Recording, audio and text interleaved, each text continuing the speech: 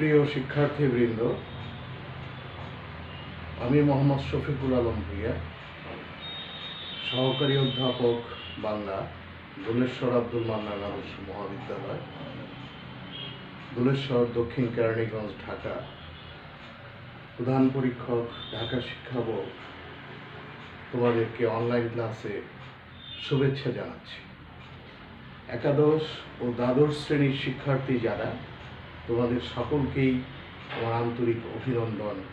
এই করোনাকালে তোমরা অনলাইন ক্লাসে যোগ দিয়ে তোমাদের নিজেদেরকে যেভাবে তোমরা শিক্ষার্থী হিসেবে পরিচয় দিচ্ছ এবং পড়াশোনা গ্রহণ করছো, এজন্য তোমাদেরকে আবারও ধন্যবাদ জানাচ্ছি। আমি আজকে একাদশ ও দ্বাদশ শ্রেণীর বাংলা দ্বিতীয় পত্রের ব্যাকরণ অংশের অত্যন্ত গুরুত্বপূর্ণ ক্লাস শব্দ গঠন এবং সেই শব্দ গঠনের মধ্যে সমাস নিয়ে তোমাদের সাথে আমি আজকে বিস্তারিত আলোচনা করব। সমাসের এর আগে আমি 5টি ক্লাস নিয়েছি। আমাদের ব্যাকরণের মধ্যে অত্যন্ত গুরুত্বপূর্ণ এই বিষয়টি, বিশেষ করে শব্দ গঠনের ক্ষেত্রে, শব্দ তৈরির ক্ষেত্রে, বাংলা শব্দ তৈরির ক্ষেত্রে সমাস অত্যন্ত গুরুত্বপূর্ণ ভূমিকা পালন করে। যে কারণে সমাস তোমাদেরকে খুব ভালো করে শিখতে হবে। আর পরীক্ষায় ব্যাস বাক্য সহ সমাস নির্ণয় আসে। তোমরা বোর্ডের প্রশ্নগুলো যদি দেখো, তাহলে এই বিষয়টি তোমরা নিশ্চিত হয়ে যেতে পারবে। এই বিষয়টি অত্যন্ত গুরুত্বপূর্ণ হয়। আমি তোমাদেরকে এর আগের ক্লাসগুলোতে সমাস কাকে বলে, বাংলা শব্দ গঠনের সমাসের ভূমিকা কী, সমাসের অবস্থান কী, এগুলো বোঝানোর চেষ্টা করেছি। তারপর সমাসের বৈশিষ্ট্যসমূহ কী, সমাস কত প্রকার এবং কী কী, সেগুলো তোমাদেরকে আলোচনা করে বুঝিয়ে দিয়ে আমি দ্বন্দ্ব সমাস, দ্বিগু সমাস এবং কর্মধারয় সমাস, এই সমাসগুলো সম্পর্কে তোমাদের সাথে বিস্তারিত আলোচনা করেছি। আজকে তোমাদের সাথে আমি আলোচনা করব আমাদের এই সমাসের আরেকটি গুরুত্বপূর্ণ সমাস হলো তৎপুরুষ সমাস। এটা নিয়ে তোমাদের সাথে আজকে আমি বিস্তারিত আলোচনা করব। তার আগে ওই পিছনের ক্লাসগুলোর একটু কথা তোমাদেরকে আমি বলে দিয়ে নিই, যাতে তোমাদের জন্য সুবিধা হয়। তার প্রথমটি হলো, আমরা বলেছিলাম যে সমাস হলো অনেকগুলো শব্দের বা পদের এক পদে পরিণত হওয়ার যে নাম বা কৌশল, সেটাই হলো সমাস। এর মাধ্যমে আমাদের বাংলা ভাষা খুব সংক্ষিপ্তভাবে আমরা আমাদের মনের ভাবকে অনেক সুন্দরভাবে প্রকাশ করতে পারি। দীর্ঘ শব্দ প্রয়োগ না করে সংক্ষেপে আমরা এটা করতে পারি। এটা হলো সমাসের উল্লেখযোগ্য বৈশিষ্ট্য। যেমন, রাজা সিংহাসনে বসে বিচার কার্য পরিচালনা করছেন, এটা না বলে যদি আমরা বলি রাজা সিংহ চিহ্নিত আসনে বসে বিচার কার্য পরিচালনা করছেন, এটা যদি বলি তাহলে এটা দীর্ঘায়িত একটি বাক্য হয়ে যায়। কিন্তু রাজা সিংহাসনে বসে বললে এটা সংক্ষিপ্ত হয়। ভাষা শ্রুতিমধুর হয়, সুন্দর হয়, গতিশীল হয়। এগুলো হলো সমাসের বৈশিষ্ট্য আমাদের বাংলা ব্যাকরণের ক্ষেত্রে। তো আমি এই সমাসের বৈশিষ্ট্য আলোচনা করতে গিয়ে প্রথমে বলেছিলাম দ্বন্দ্ব সমাস। দ্বন্দ্ব সমাস হলো পূর্বপদ এবং পরপদ দুইটা মিলে যখন সমাস হয় এবং পূর্বপদ এবং পরপদের অর্থ যখন সমানভাবে প্রাধান্য বিস্তার করে, তখন সেটা হয় দ্বন্দ্ব। আর কোনো সমাসের মধ্যে যদি সংখ্যাবাচক শব্দ আগে থাকে এবং সমষ্টি বা সমাহার বোঝায়, তাহলে সেটা হয় দ্বিগু সমাস। আর তৃতীয়ত আমি যেটা বলেছিলাম সেটা হলো কর্মধারয় সমাস। যদিও অত্যন্ত গুরুত্বপূর্ণ এই সমাসটি, কিন্তু কর্মধারয় সমাসের ক্ষেত্রে আমি তোমাদেরকে খুব সহজে বোঝানোর চেষ্টা করেছিলাম যে বিশেষ্য এবং বিশেষণ পদ মিলে যে সমাস হয়, কখনো বিশেষ্য বিশেষণ, কখনো বিশেষণ বিশেষ্য, কখনো বিশেষ্য বিশেষ্য, কখনো বিশেষণ বিশেষণ, অথবা বিশেষ্য বিশেষণ সমভাবাপন্ন। এবং তার কর্মধারয় সমাসের বিভিন্ন শ্রেণীবিভাগ সম্পর্কেও তোমাদের সাথে আমি আলোচনা করেছি। আজকে আমি তোমাদের সাথে আলোচনা করব তৎপুরুষ সমাসকে। এই তৎপুরুষ সমাস আমাদের বাংলা ব্যাকরণে অত্যন্ত গুরুত্বপূর্ণ একটি সমাস। এই তৎপুরুষ সমাস যদি আমাদেরকে বুঝতে হয়, তাহলে এর সাথে কিন্তু শব্দ গঠনের আরেকটি প্রক্রিয়া আমাদের রয়ে গেছে, সেটা হলো আমাদের বাংলা ব্যাকরণে বিভক্তিটি কিন্তু বুঝতে হবে। আগে আমরা তৎপুরুষ সমাসের সংজ্ঞায় চলে আসি। এই যে তৎপুরুষ সমাস, এই তৎপুরুষের সমাসের সংজ্ঞায় যদি আমরা আসি, তাহলে আমরা বলবো যে সমাসে পূর্বপদের বিভক্তি লোপ পায়, বিশেষ করে দ্বিতীয়া, তৃতীয়া, চতুর্থ, পঞ্চমী, ষষ্ঠী এবং সপ্তমী বিভক্তি। প্রথমা বিভক্তি কিন্তু আমি বলছি না, ওটা শূন্য বিভক্তি, ওটা না ধরলেও চলবে। এই বিভক্তিগুলো লোপ পাবে এবং পরপদের অর্থ প্রধান থাকবে বা পরপদের অর্থ প্রাধান্য পাবে, তাকেই কিন্তু তৎপুরুষ সমাস বলা হয়।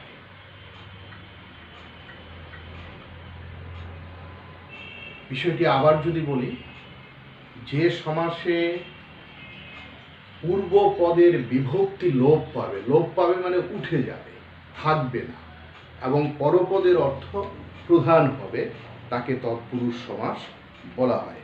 এখন এই তৎপুরুষ সমাসের ক্ষেত্রে কিন্তু একটি বিষয় পরিধানযোগ্য, যে সব ক্ষেত্রেই কি বিভক্তি লোপ পাবে? হ্যাঁ, বেশিরভাগ ক্ষেত্রেই কিন্তু বিভক্তি লোপ পাবে, এই জিনিসটি মনে রাখতে হবে, না হলে কিন্তু হবে না। যেমন ছায়া দ্বারা শীতল, ছায়া শীতল, আমরা যদি জিনিসটা এইভাবে লিখি,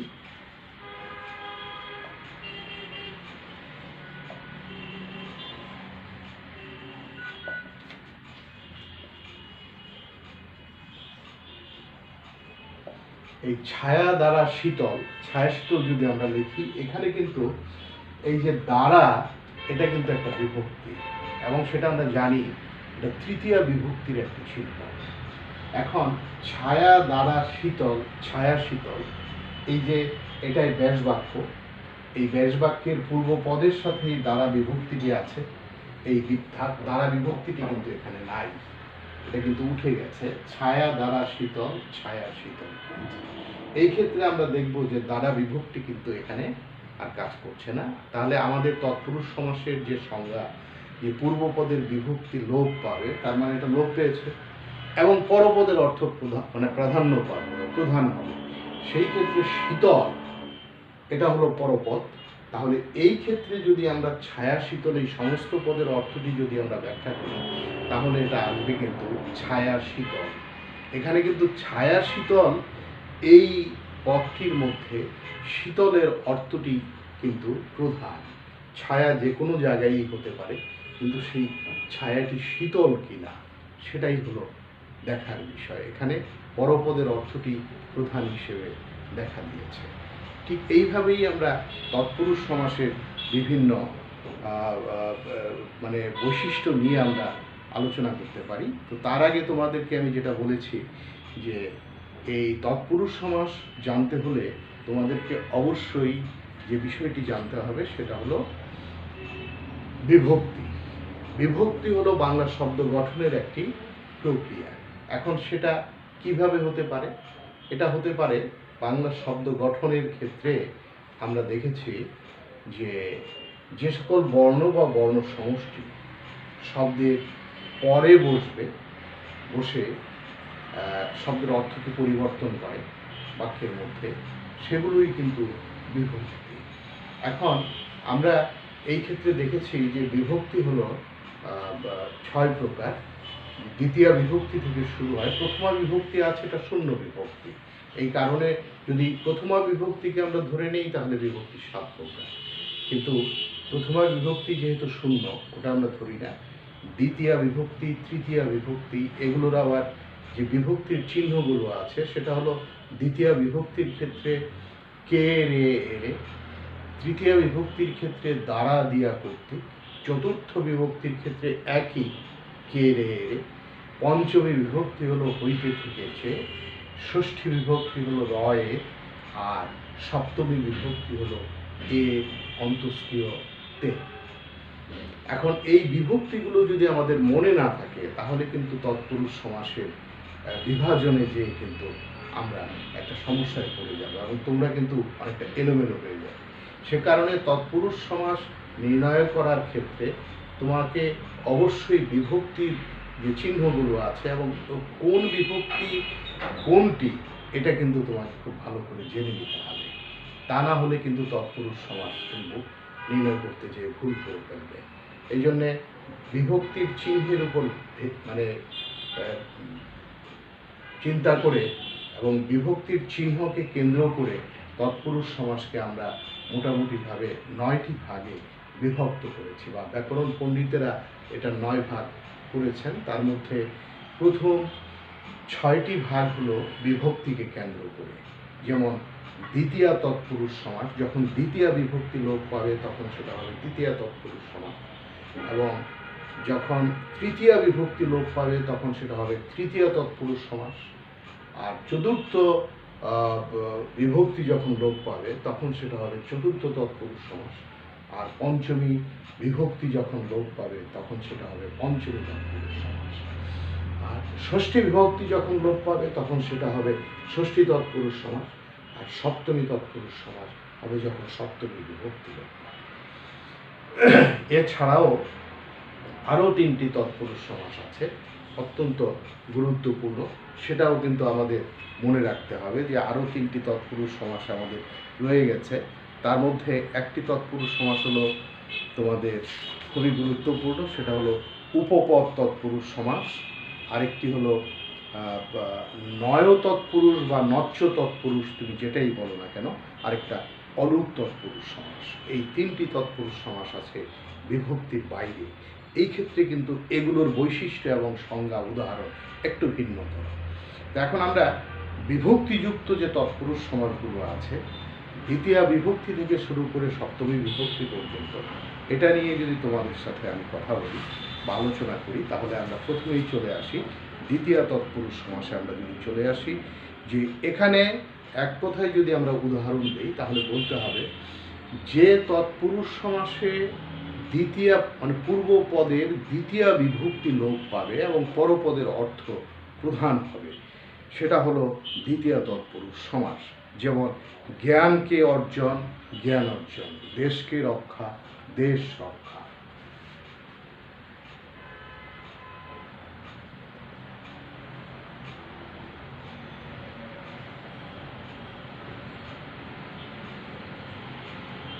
এই ক্ষেত্রে আমরা যদি দেখি পূর্বপদে এই যে দেশকে রক্ষা, এখানে কে বিভক্তিটি আছে, এই যে কে বিভক্তিটি আমরা পেয়ে যাই।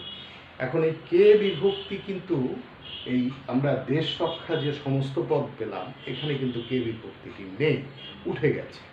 সেই ক্ষেত্রে আমাদের প্রথম অর্থাৎ পূর্বপদের বিভক্তিটি লোপ পেয়েছে, এই শর্তটি পূরণ হয়েছে, এবং সেই বিভক্তিটি হলো দ্বিতীয় বিভক্তি, যে কারণে এটা দ্বিতীয় তৎপুরুষ সমাস। এবং আরেকটি হলো যে পরপদের অর্থ, পরপদের অর্থ হলো রক্ষা। এখানে দেশ রক্ষা, এই সমস্ত পদের মধ্যে দেশ বলতে কিন্তু পৃথিবীর যে কোনো দেশই বোঝায়, কিন্তু দেশকে যখন নির্দিষ্টভাবে রক্ষা এই পদটি দ্বারা যখন একত্রিত করে ফেলা হয়, অর্থাৎ দেশ রক্ষা, তখন রক্ষা বিষয়টি হলো গুরুত্বপূর্ণ, দেশকে রক্ষা করা। এই কারণে এই যে পরপদের অর্থ রক্ষা, এই দেশ রক্ষা পদের মধ্যে এই পরপদের অর্থটি প্রধান পেয়েছে। আর পূর্বপদের বিভক্তি কে লোপ পাওয়াতে এটা হলো দ্বিতীয় তৎপুরুষ সমাস। তারপরে আমরা যদি তৃতীয় তৎপুরুষ সমাসে যাই তাহলে আমরা দেখতে পাবো যে এটা আমরা যেটা এর আগের উদাহরণ দিয়েছিলাম, ছায়া দ্বারা শীতল, দ্বারা দিয়া কর্তৃক, এগুলো হলো তৃতীয় বিভক্তির চিহ্ন। তাহলে ছায়া দ্বারা শীতল, এখানে দ্বারাটা হলো তৃতীয় বিভক্তির চিহ্ন, অতএব এই উদাহরণটি হলো তৃতীয় তৎপুরুষ সমাসের ক্ষেত্রে। এখন চতুর্থ তৎপুরুষের ক্ষেত্রে আমরা একটি উদাহরণ যদি আমরা দেই, সেই উদাহরণটি হলো যেমন মুক্তির জন্য যুদ্ধ, মুক্তিযুদ্ধ।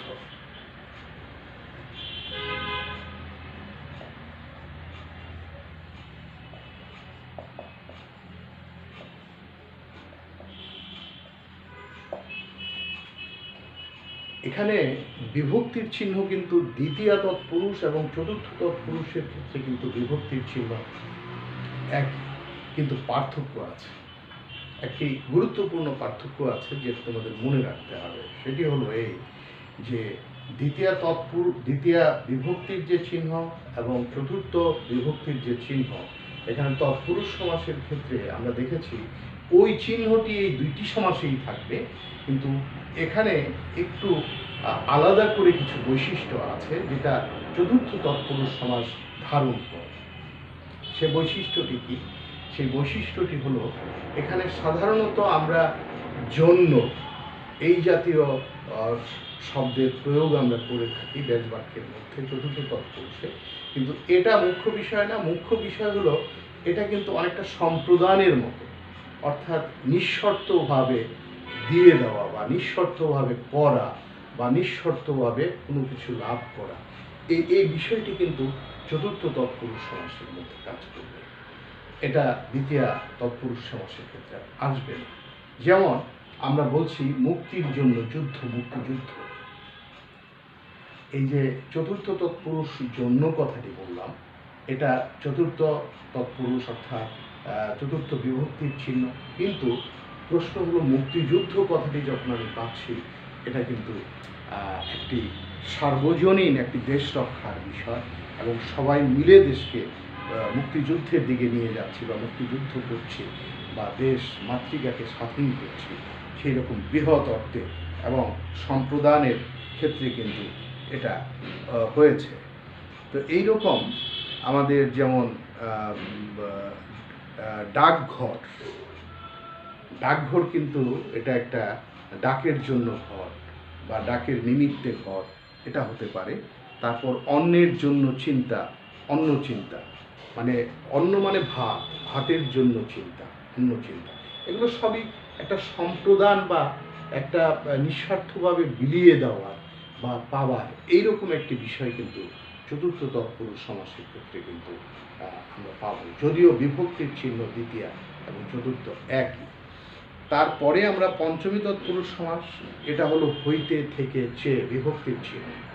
এখন বিভক্তির চিহ্ন হলো হইতে থেকে চেয়ে যদি আমরা বলি, তাহলে যেমন বিলাত ফেরত, বিলাত হতে ফেরত, বিলাত ফেরত অর্থাৎ বিলাত থেকে আসলো, মানে এক জায়গা থেকে অন্য জায়গা, অপাদান যেটা আমরা বলি আর কি, সেই হিসেবে এটা হলো পঞ্চমী তৎপুরুষ সমাস, যেখানে হইতে থেকে চেয়ে বিভক্তিগুলো ব্যবহৃত হয়। তারপরে যেমন পঞ্চমীতে আরও আছে আগা থেকে গোড়া, আগা গোড়া, হ্যাঁ, মানে তারপরে আরও যদি আমরা বলি যে জন্ম থেকে অন্ধ বা জন্ম হতে অন্ধ, জন্মান্ধ, এটা কিন্তু ওই যে হইতে থেকে চেয়ে বা হতে থেকে চেয়ে এই বিভক্তিগুলো থাকার কারণে এটা পঞ্চমী তৎপুরুষ সমাস। তারপরে ষষ্ঠী তৎপুরুষ সমাসের মধ্যে এটা হলো বিভক্তির চিহ্ন, ষষ্ঠী বিভক্তির চিহ্ন। সেই ক্ষেত্রে যদি আমরা বলি ফুলের বাগান, ফুল বাগান, এখানে ফুলের হলো পূর্বপদ, এর সাথে বিভক্তিটি আছে, যেটি ষষ্ঠী বিভক্তির চিহ্ন, এটি উঠে গেল। যখন ফুল বাগান বললাম তখন কিন্তু এটা উঠে গেল, সেই ক্ষেত্রে এটা হয়ে গেল ফুলের বাগান। তার মানে এটাকে আমরা নিঃসন্দেহে ষষ্ঠী তৎপুরুষ সমাস বলতে পারি। তাছাড়া আরও উদাহরণ আছে, ছাগির দুগ্ধ, ছাগ দুগ্ধ, ছাগির দুগ্ধ, ছাগ দুগ্ধ মানে ছাগলের দুধ, মানে দুধ আর কি। এখন এই ছাগির বলতে কিন্তু আমরা এই এই স্ত্রীবাচক লিঙ্গতে এটি প্রকাশ করতে হচ্ছে, তো সেই হিসেবে কিন্তু এখানে শব্দেরও একটু পরিবর্তন আছে, ছাগ দুগ্ধ বলতে হচ্ছে বা ছাগের দুগ্ধ বললিনি আমরা, ব্যাসবাক্যে কিন্তু ছাগের দুগ্ধ বলেছি, কিন্তু সমস্ত পদে ছাগ দুগ্ধ হয়েছে। তো সেই ক্ষেত্রে কিন্তু সমস্ত পদে ওই যে ছাগির দুগ্ধ, ছাগি কথাটি কিন্তু এখানে আসেনি।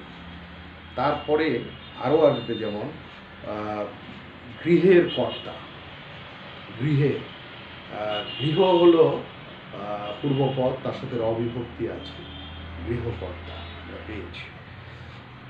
সপ্তমী তৎপুরুষ সমাস যেটা, সেটা এ অন্তস্তত্ত্বে এটা আমরা দেখেছি যে এই বিভক্তির মধ্যে যেমন অকালে পক্ষ, অকাল পক্ষ,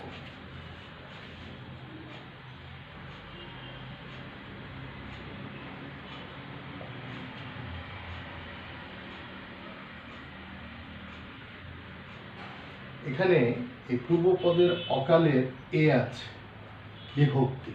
এই বিভক্তিটি কিন্তু যখন অকাল পক্ষ বলছি তখন কিন্তু এই বিভক্তিটি লোপ পেয়েছে। এই ক্ষেত্রে এটা সপ্তমী তৎপুরুষ সমাস। মনে মরা, মন মরা, এখানে মনের এ বিভক্তি লোপ পেয়েছে মন মরাতে, এই ক্ষেত্রে এটা সপ্তমী তৎপুরুষ সমাস। তারপরে এই 6টি বিভক্তিযুক্ত তৎপুরুষ সমাসের পরে আরও 3টি ভাগ আছে। তার একটি হলো নয় তৎপুরুষ সমাস। এটা হলো এইভাবে, অনেকে উচ্চারণ ভিন্নভাবে করে, দন্তন্য ইয়, নয় তৎপুরুষ সমাস বা নচ্চ তৎপুরুষ, যে যেভাবে একটু ভিন্নতর উচ্চারণ হতে পারে। এই নয় তৎপুরুষ সমাসের বৈশিষ্ট্য হলো যে এখানে না বোধক অব্যয় থাকবে, একটি অব্যয় থাকবে এবং সেটি অবশ্যই না বোধক বা নেই বা নাই বা নয় এই জাতীয় অব্যয় দিয়ে এটা শুরু হবে এবং এটার মধ্যেই কিন্তু এটা ব্যবহৃত হবে। যেমন অকাতর, অকাতর হলো নয় কাতর, নয় কাতর হলো অকাতর। এই যে নয়, ব্যাসবাক্যের মধ্যে নয় কথাটি এসে গেছে। আবার যদি আমরা বলি নাতি দীর্ঘ, নয় দীর্ঘ অর্থাৎ বড় না, এই যে নয় নেগেটিভ বা না বাচক বা না সূচক একটি অব্যয় সামনে চলে এসছে। নামঞ্জুর, নয় মঞ্জুর, যেটা মঞ্জুর করা হয়নি, অনুমোদন করা হয়নি, এরকম হতে পারে। তো নীরব, নেইরব মানে কোনো শব্দ নেই বা কোনো আওয়াজ নেই, সেই ক্ষেত্রে এটা নীরব হয়েছে। এই জন্য এগুলো সবই নচ্চ বা নয় তৎপুরুষ সমাস। আরেকটি হলো উপপদ তৎপুরুষ সমাস। এটা খুবই গুরুত্বপূর্ণ। এটার বিশেষ কিছু সমাস আছে তৎপুরুষ সমাসের ক্ষেত্রে, এটা মনে রাখতে হবে যে উপপদ তৎপুরুষ সমাসের বৈশিষ্ট্যটা কি। কৃদন্ত পদের সঙ্গে উপপদের যে সমাস হয়, কৃদন্ত পদ, কৃদন্ত পদ হলো